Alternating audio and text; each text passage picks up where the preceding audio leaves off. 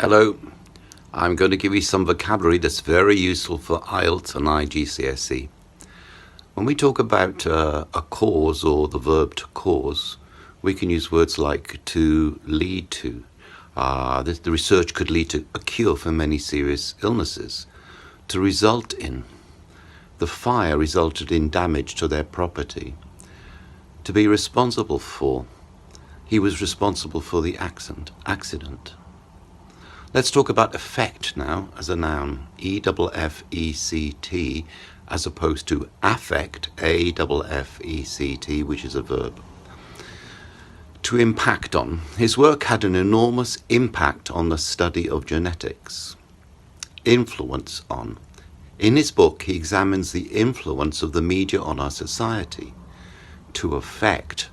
The disease affects women more than men. Influence. She has influenced him a lot. To express certainty or doubt. Have no doubt. Have no doubt that a cure for the disease will be discovered shortly. There is no doubt. There is no doubt that violence on our TV screens does influence children. Here are a few more high-level phrases for IELTS and IGCSE. Firstly, to increase. There are many different ways you can express this. Let me give you some examples.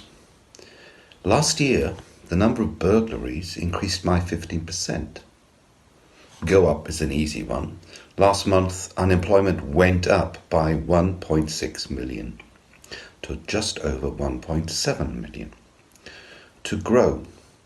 The volume of traffic on our streets is growing day by day. You can use a verb like to double, to triple, to quadruple. That's times 2, times 3, times 4. Since 1950, the number of people dying from cancer has almost doubled. Now to decrease. The average rainfall has decreased by around 30% over the last 5 months. The easy one, to go down. The percentage of fat in diets has gone down over the last 50 years. To fall.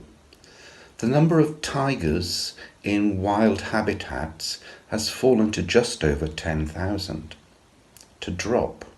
At night, the temperature may drop to minus 20 degrees. Thanks for watching the video. I hope you enjoyed it and found it useful. Don't forget to pass it on, place a like, and turn on your notifications.